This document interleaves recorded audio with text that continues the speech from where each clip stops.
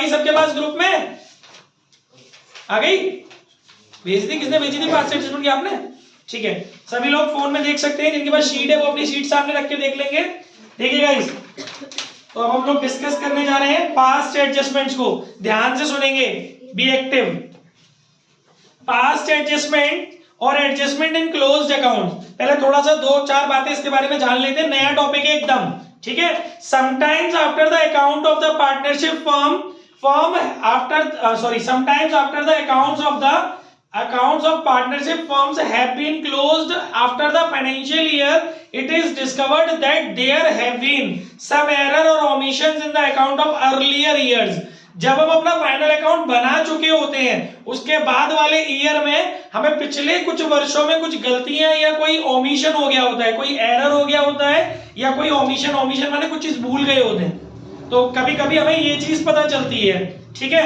इसके बाद इसने आगे बोला है,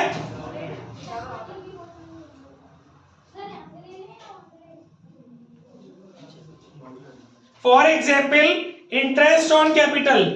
सर बॉटल दे दीजिए। किसको चाहिए? पानी की बोतल? हाँ जी। पॉज कर दो भैया बोतल।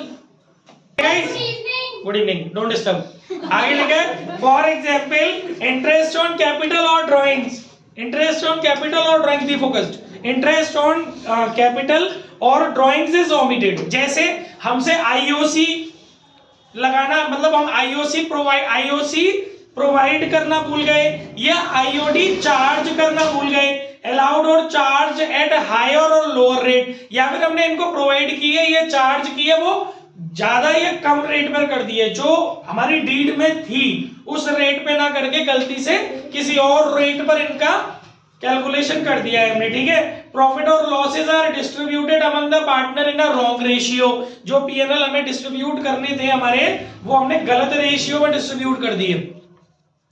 Profit sharing ratio has been altered with effect from some past date. हमने पिछले कुछ वर्षों में अपने पीएनएल के जो रेशियोज हैं, पीएनएल डिस्ट्रीब्यूशन का जो रेशियो है वो हमने ऑल्टर कर लिया है, तो इस वजह से पास्ट एडजस्टमेंट की रिक्वायरमेंट क्रिएट होती है, ठीक है। सैलरी और commission payable to a partner has been, salary और commission payable to a person has been omitted and so on. शायद सैलरी कमीशन वगैरह देना भूल गए। मतलब ये 4-6 चीजें हैं जिनकी वजह से हम लोगों को, जो हमारे अकाउंट्स क्लोज्ड हो चुके हैं, उसमें ऐसा नहीं करते कि दोबारा से उनको रीओपन करें, नहीं, एक अलग से एडजस्टमेंट एंट्री करके दिखानी पड़ती है, और उस एडजस्टमेंट एंट्री की कैलकुलेशन, उस एडजस्टमेंट एंट्री को ड्राफ्ट करने के लिए हमें एक टेबल बनानी पड़ती है। उस टेबल की मदद से हमें वो एडजस्टमेंट एंट्री मिलती है, और ये नेक्स्ट ईयर में बनती है, सेम ईयर में नहीं बनती है, ये नेक्स्ट ईयर में बनती है, ताकि उसके इफेक्ट को प्रीवियस ईयर में जो हमने अकाउंट्स बनाए हैं उससे जो गलतियां हो गई हैं उसके इफेक्ट को नेक्स्ट ईयर में खत्म किया जा सके, ठीक है। These errors or omissions, एक लाइन रह गई, in such cases instead of altering the closed accounts and the signed balance sheet, क्योंकि देखो बैलेंस शीट साइन हो चुकी सीए के द्वारा, अब आप उसको ऑल्टर ना करिए, क्योंकि फिर लोगों में डाउट आ जाएगा, ठीक है। इंस्टेड ऑल्टर या साइंड बैलेंस शीट को ऑल्टर करने के बजाय रेक्टिफिकेशन और adjustment is made at the beginning of the next year. अगले ईयर में आपको एक बात ध्यान से सुननी है, अगले ईयर में आप उसको क्या करते हैं बच्चों, आप नेक्स्ट ईयर में उसको और वो कर देते हैं, एडजस्टमेंट या रेक्टिफिकेशन एंट्री कर देते हैं। दीज एरर और omissions may be rectified in 2 ways. इनको रेक्टिफाई करने के 2 तरीके हैं। सबसे पहला तरीका, by passing a single journal entry, single adjustment entry with the net effect of the error and omission. In this case net effect of the error is determined. सबसे पहले आपको क्या करना होगा, नेट इफेक्ट पता करना है एरर का, and an adjustment entry is passed by debit और क्रेडिट द पार्टनर्स कैपिटल और करंट अकाउंट। तो सीधी सी बात है कि अगर आपको सिंगल एडजस्टमेंट एंट्री बनानी है, सिंगल एडजस्टमेंट एंट्री ड्राफ्ट करनी है, तो आपको पहले नेट इफेक्ट निकालना पड़ेगा। अब मुद्दे की बात ये कि ये नेट इफेक्ट निकालना कैसे है, उसको डिपेंड करता है वो क्वेश्चन में क्या सिचुएशन है। तो कुछ क्वेश्चन मैंने चूज किए हैं, मैं 1-2 क्वेश्चन तमीज से कराऊंगा, बाकी क्वेश्चन की कैलकुलेशन बताऊंगा, आपको घर जाके पूरे तमीज से करने हैं।